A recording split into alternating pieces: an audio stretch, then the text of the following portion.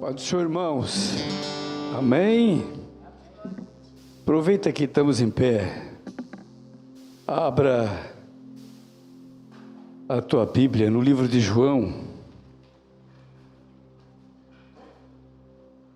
capítulo 5, e o versículo 1.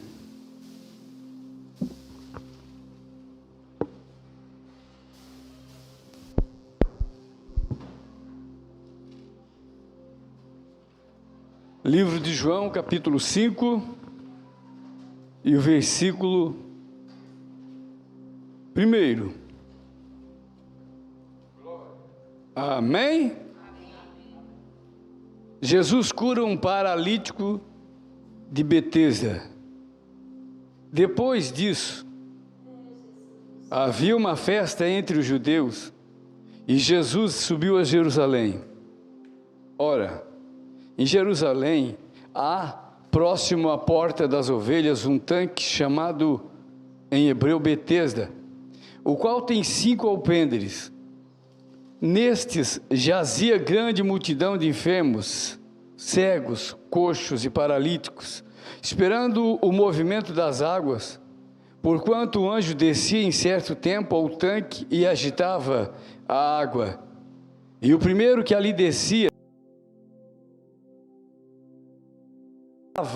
de qualquer enfermidade que tivesse. E estava ali um homem que havia 38 anos se achava enfermo. E Jesus, vendo este deitado e sabendo que estava nesse estado havia muito tempo, disse-lhe: queres ficar são?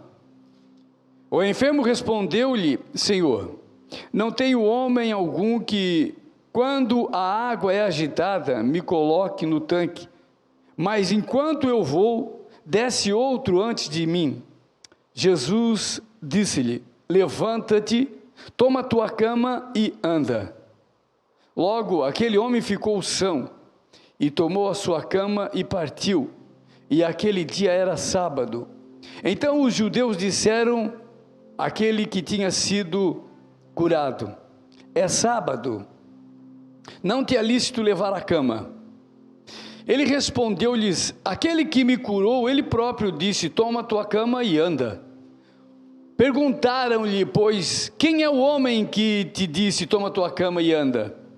E o que fora curada não sabia quem era, porque Jesus se havia retirado, em razão de naquele lugar haver grande multidão. Depois Jesus encontrou-o no templo e disse-lhe: eis que já estás são, não peques mais, para que não te suceda alguma coisa pior. E aquele homem foi e anunciou aos judeus que Jesus era o que o curara. Senhor meu Deus, nós te damos graças, Senhor, por mais uma oportunidade que eu tenho junto com os meus irmãos de aprender da tua bondade e misericórdia e de falar, Senhor, das tuas grandezas. Deus maravilhoso, em o nome do Senhor Jesus Cristo, eu peço que o Senhor abra o nosso entendimento e nos ajude, Senhor, a falar da tua grandeza, a expor, Senhor, a tua palavra, meu Deus, e a aplicar em nosso coração, em nome de Jesus Cristo, amém. Irmão, pode se assentar.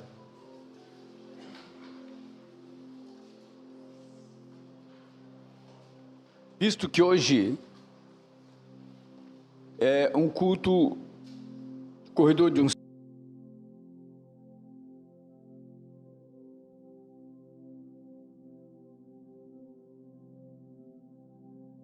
coisas dessa área, amém? Amém. Amém. Então, a gente esteve aqui de manhã falando com Deus, e é uma obrigação de todo crente, não é privilégio de ninguém, isso é uma obrigação. Isso não é motivo de exaltação ou de se elogiar, não. É uma obrigação. Não fiz mais do que a minha obrigação, igual você, de trabalhar, de ler a Bíblia. Isso é uma obrigação de todo crente. E nós Eu quero que você hoje exerça a tua fé. Exerça a tua fé. Eu já estou quase me congregando aqui, né? Eu gosto muito desse lugar, eu gosto muito de vocês. Por isso que eu estou sempre aqui, né? Mas olha, eles me convidaram. E eu me ofereci também. Mas enfim, eu gosto muito de estar aqui com vocês. Por isso que eu estou sempre aqui. E eu quero falar um pouco para ver se aguça a tua fé, se te ajuda a entender a bondade e a misericórdia de Deus. Vê se você consegue, nessa noite, entender, assimilar a bondade e a misericórdia de Deus. Eu quero fazer uma exposição aqui desse capítulo. Sobre as festas que existiam mais ou menos 7 festas. Deus, lá em Levítico capítulo 23, você vai achar a relação das festas que Deus propunha para os hebreus, para comemorar, né? Era além do sábado, eles tinham outras 7 festas. Essa aqui em especial era a festa dos tabernáculos e durava 15 dias. A festa do tabernáculo, se você não sabe, vai saber, era uma festa que eles ficavam em tendas durante 7 dias. Você já viu isso aí na internet? Hoje em dia é bem divulgado. Eles ficam todo ano, todo o hebreu, ele fica em tenda durante 7 dias, fica naquelas tendas ali. Essa festa é um agradecimento, proteção, de que Deus deu para eles no deserto, quando eles passaram pelo deserto. Então, todo ano tem essas festas, e era uma festa dessa, era o tabernáculo. Aquela porta que ele fala, por que era a porta das ovelhas? Porque era uma porta onde eles faziam sacrifícios, traziam as ovelhas por aquela porta para sacrificar. Então, essa era chamada porta das ovelhas, que na verdade podia ser a porta do sacrifício. Eles levavam as ovelhas para ser classificadas por ali. O tanque de Betesda, na verdade é um reservatório. Hoje o tanque de Betesda, ele está a 30 metros abaixo do nível da terra. Eles fizeram eles foram aterrando, construindo. Hoje ele fica a 30 metros abaixo do nível da terra. Então, existiam 2 tanques, o de Betesda e o de Siloé. Lembra do tanque de Siloé? Jesus disse, vai e lava teu rostinho lá no tanque. Então ele foi e lavou o rosto e voltou vendo. Então era um tanque que era um reservatório de água, e os enfermos se aglomeravam ali, porque ali era a passagem das pessoas. Então, se você quer vender alguma coisa, se você quer aparecer o teu produto, se você quer ajuda, você vai para onde? Você vai se isolar, igual o cego que tinha aquela capa. Lembra do cego? Filho de Davi, tem misericórdia de mim. Ele estava sentado aonde? Na beira do caminho, onde passava o pessoal. Era ali que ele estava, por isso ele foi curado. Se ele estivesse dentro de casa, em vez de vir na igreja chorando, não ia receber a bênção, né? Ele foi para a beira do caminho e recebeu uma bênção. Então, era onde tinha um fluxo de pessoas. Então, muitos enfermos iam para ali. Ficava muito enfermo naquela região ali. Esse negócio do anjo tem aqui uma crítica textual, porque para alguns você pode ver que tem algumas traduções que ali o anjo agitava a água, ele está entre parênteses.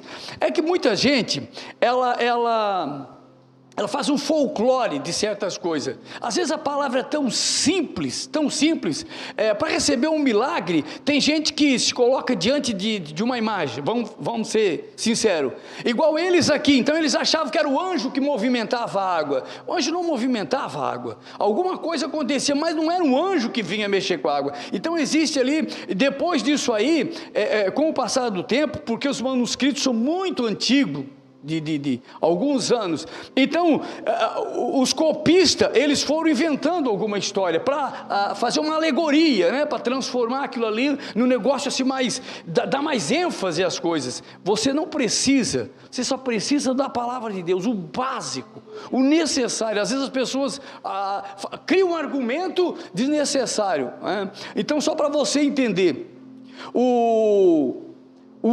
aquele homem que estava sentado ali naquele lugar, irmão, eu me prendi nesse versículo.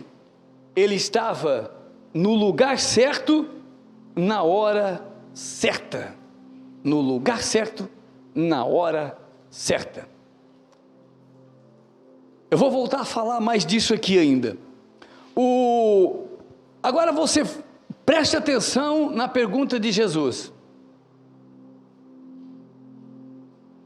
E Jesus, vendo ele deitado, sabendo que ele estava enfermo, nesse estado havia muito tempo, ele disse: olha só,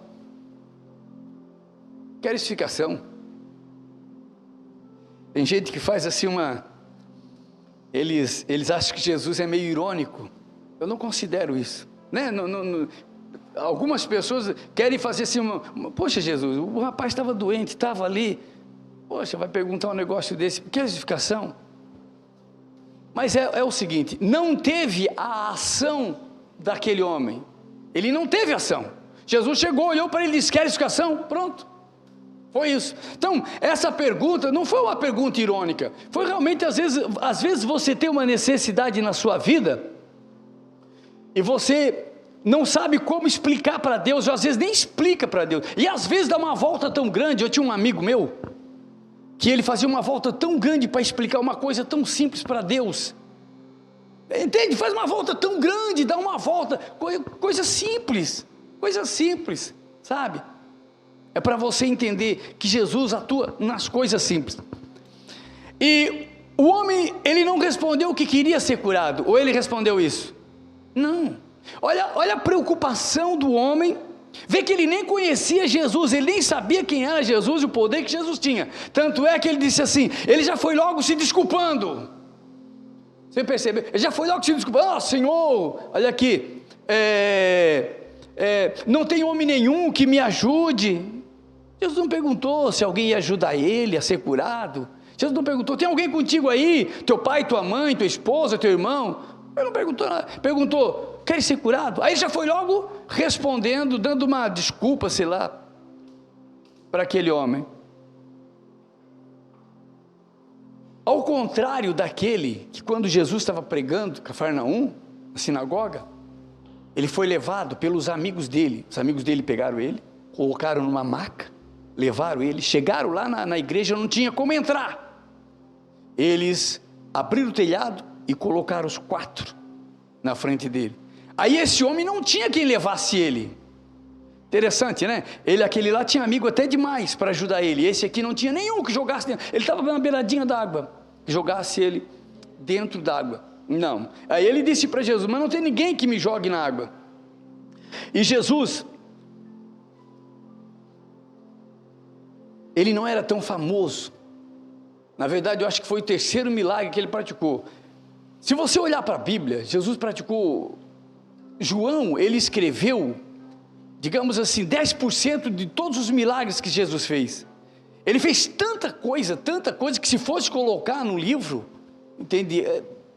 Não tinha como colocar, de tanta coisa que ele fez. E como Jesus não era muito conhecido, ele nem sabia quem era que tinha curado ele. Porque na verdade, quando Jesus faz um milagre, ele não se preocupa em se tornar conhecido. Ele quer deixar você feliz.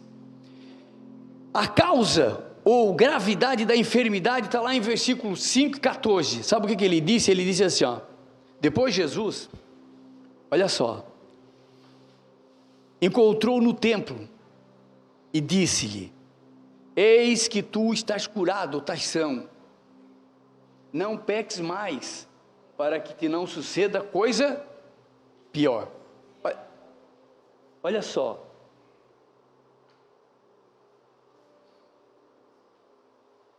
tem muita gente procurando a causa do problema, aliás, o efeito do problema, mas não se preocupa com a causa do problema, o que causou aquele problema. Eu gosto de curar, dar vacina, dar remédio, está com febre. Você sabia que é perigoso quando uma pessoa está com febre, 2 vezes com febre alta, dá remédio para cortar a febre? Ela pode estar desencadeando uma infecção no corpo, e a pessoa começa a dar remédio para a febre. O que acontece? Aquela enfermidade, ela desencadeia um negócio tão grande, que quando chega no médico já era, tipo apendicite e outras coisas dessa natureza. Então, tem gente que cuida do efeito e não se preocupa com a causa. Jesus foi logo já explicando para ele, pode ter sido, não quer dizer que tenha sido a causa do problema, cuidado, tu não peca mais, para que isso não venha te ocasionar novo problema.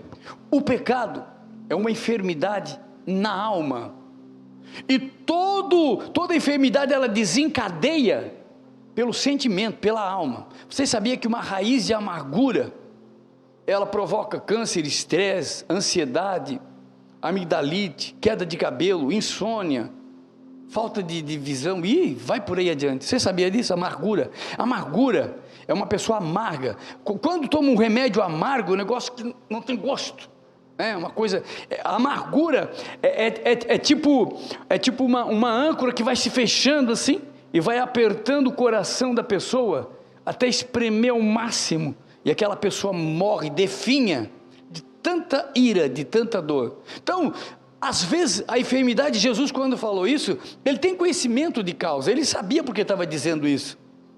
Cuidado, agora que tu foi curado, tá são, não peques mais, para que não venha acontecer coisa pior na tua vida.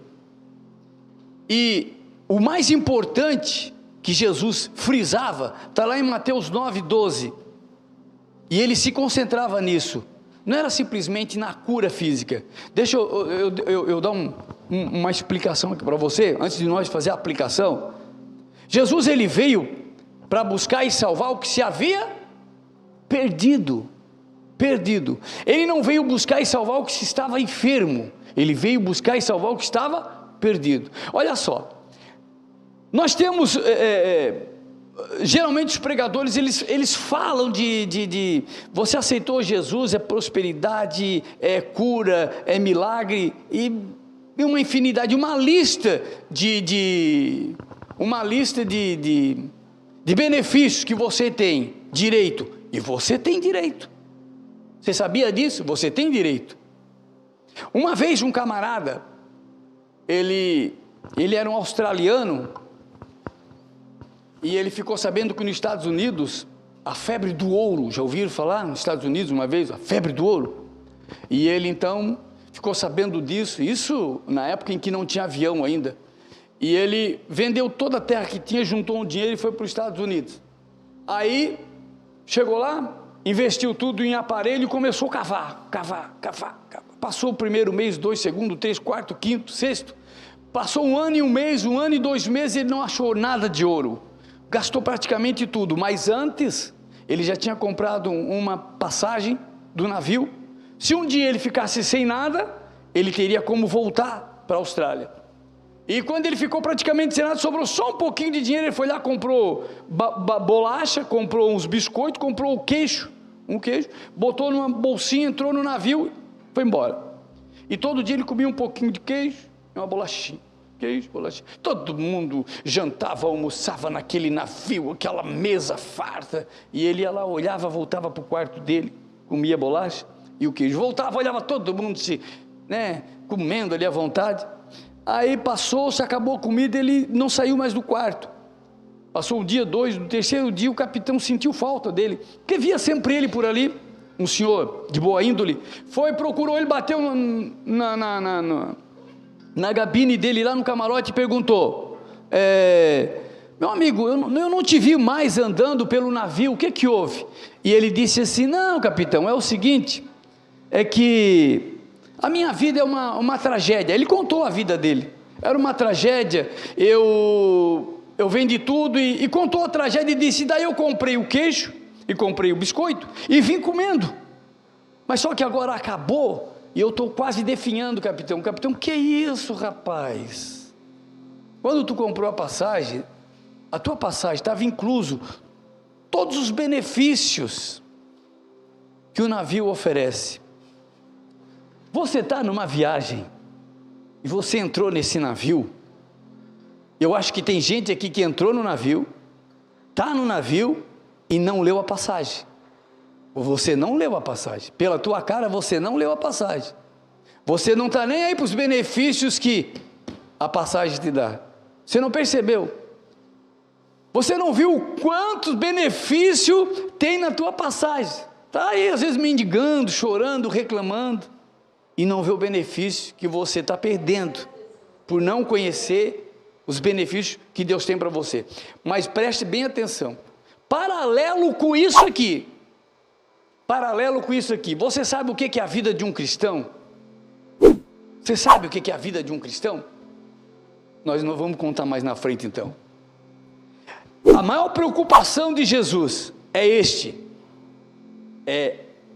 o poder que ele dá sobre o pecado. Eu quero ler agora com você Romanos 6 e 14, 6 e 14 de Romanos, que diz assim: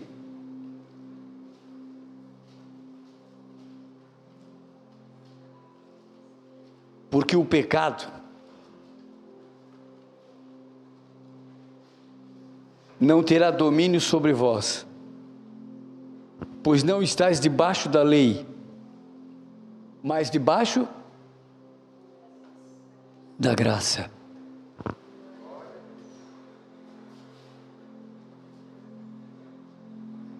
O que Paulo quis falar para os romanos, porque os romanos eles misturavam muito as coisas, eles misturavam o judaísmo com a filosofia grega, né? Faziam uma miscelânea, e Paulo quis explicar para eles que a lei já não tinha o poder sobre eles, lei continuava sendo lei, mas ele quis passar para você e para mim, que eu e você, nós não temos desculpa dizer para Deus que nós pecamos, porque Ele te deu poder sobre o pecado, Ele te deu poder sobre o pecado. Você peca se você quer, é isso que eu estou falando mesmo.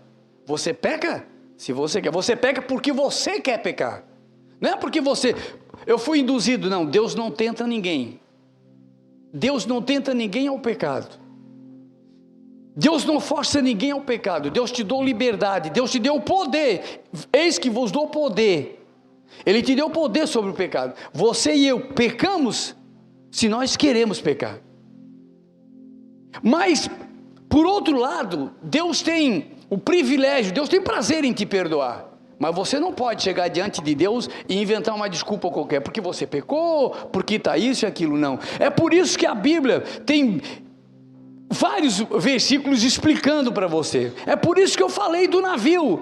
Se você conhecereis a minha palavra e vos libertar, se você conhecer a palavra de Deus, você vai ter uma vida mais feliz, você vai ter mais tranquilidade na vida.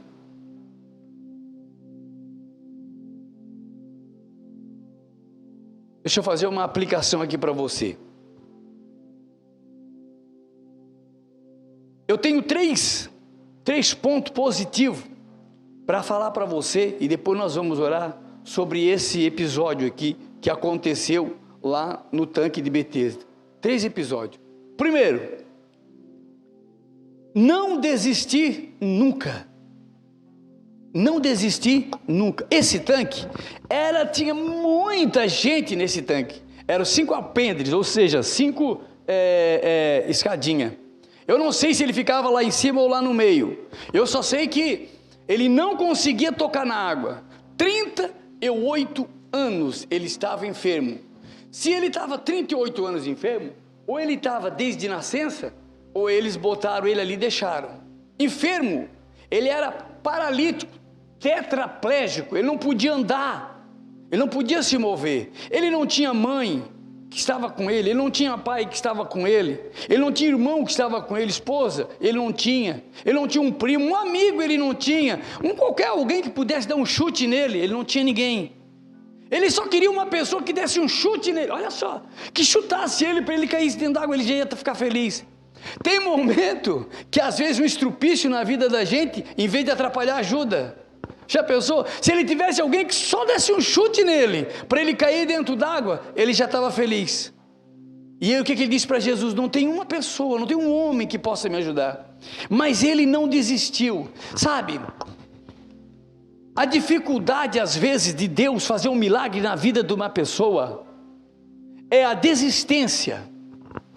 De Deus conseguir construir na tua vida e na minha vida uma história bonita, uma história de vitória, uma história de redenção, sabe? É difícil porque eu e você desistimos rápido, fácil. Ao primeira ofensa, ao primeiro tapa, ao primeiro não de alguém, à primeira rejeição de alguém, a gente já desiste, pronto. Eu nem quero, não é para mim isso, eu não vou conseguir, sabe? Eu não vou conseguir e desiste. A maior dificuldade que Deus acha de realizar um milagre, uma bênção, mudar a história de uma pessoa é a desistência. A pessoa desiste fácil. Tem gente que tentou a primeira, segunda, terceira vez, não conseguiu, acabou. Desiste. Esse homem, ele conseguiu êxito, porque aí você vai dizer assim para mim, olha só, pastor, mas olha só, se ele tivesse o irmão ou a mãe que levasse ele para casa e cuidasse dele em casa, ele não ficava ali esperando o milagre, entendeu? Então às vezes acontece coisa na tua vida, Deus tira pessoas da tua vida, Deus tira alguma coisa da tua vida, que é para não te atrapalhar, é para te ajudar, porque se aquele camarada tivesse alguém com ele, pai, mãe, tio, levava para casa, não deixava ele ali, e ele não alcançava o milagre. Você está entendendo o trabalhar de Deus, como que Deus trabalha, como que Deus faz as coisas? Por isso que é tão difícil a tua mente entender os milagres de Deus, por isso que é tão difícil a minha mente entender os milagres de Deus, por isso a gente desiste fácil, deixa passar. Segundo ponto, mesmo estando sozinho, com uma multidão ao seu redor, ninguém ajudava ele. Olha só, ele estava sozinho, amém?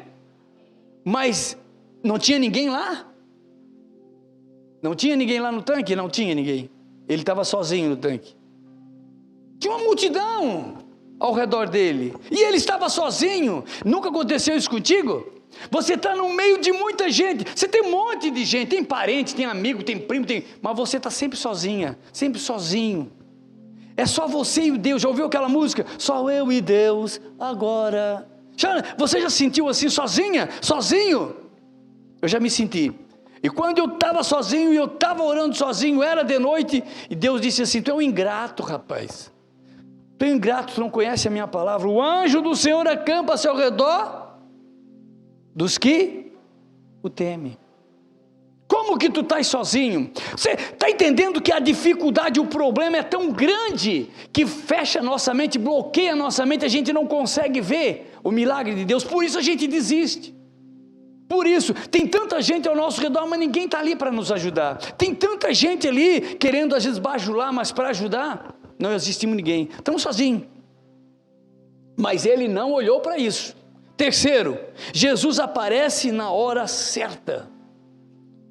Basta você estar no lugar certo, na hora certa. No lugar certo, na hora certa. E para de reclamar.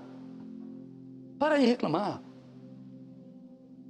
Eu vou te fazer uma pergunta. Você acha que clamar e depois reclamar vai levar a algum lugar? Não vai levar a lugar algum. Você vai clamar e depois reclama, e passa a vida, não vai levar a lugar algum. Te apresente a Deus com um coração sincero, te apresente a Deus confiante, com certeza de que vai acontecer alguma coisa na sua vida. Tu veio hoje aqui porque tu tinha certeza que Deus ia fazer alguma coisa na tua vida, tu tinha certeza absoluta que Deus ia te alcançar, mas uma coisa você tem que fazer, confessar os teus pecados. Pastor, eu não sou pecadora, eu e você, nós, infelizmente, foi lançado sobre nós esse tal do pecado aí, que é a desobediência, certo? O pecado é semelhante à morte, ninguém quer pecar, mas aí mesmo assim ainda peca, mas a morte então falou de morrer, é um mistério. Mas nessa noite, eu quero que você se coloque de pé.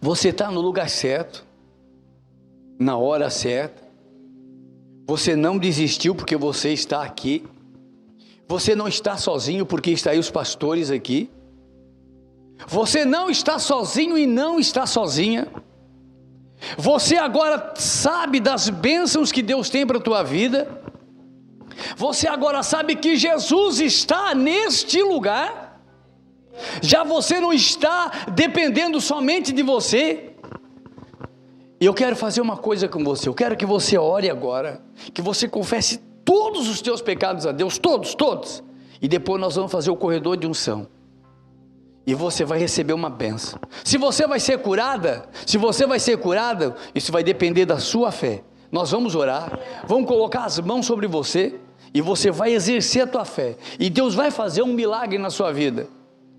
Mas o primeiro milagre, hoje, vai ser na tua alma. Ele vai tirar de dentro do teu coração a angústia, a tristeza, a desconfiança, a incerteza, a dúvida, o estresse, a ansiedade. Você está ansioso, não está? Pois é. Você sabia que a ansiedade é uma coisa, não é o mal do século, não. Já o nosso irmão Jesus disse: não andeis ansioso com a de comer e de vestir. Você não vai. Eu quero ver você está pensando no amanhã, né? Eu quero ver você tomar café de manhã. Você não vai conseguir, porque você está hoje aqui. Então o dia de amanhã não pertence a tu, esquece isso aí. Nessa noite, Deus vai fazer um milagre na tua vida, amém? Então feche os teus olhos, você vai confessar agora, nesse momento, você vai confessar o teu pecado, tá certo? Bondoso Deus, em nome de Jesus Cristo, eu estou diante dos teus filhos, e eles estão diante de ti. Bondoso Deus, eu sei o quanto eu sou um pecador, mas tu me deste poder sobre o pecado, por isso, eu estou confessando todas as minhas falhas diante de ti, antes mesmo de orar pelos irmãos, e diante de ti estão confessando todos os seus pecados, todos os seus delitos, porque agora, Senhor, eles querem participar, meu Deus, dessa oração, e eles querem receber uma bênção, mas uma bênção na alma, um conforto na alma, e um milagre, Senhor.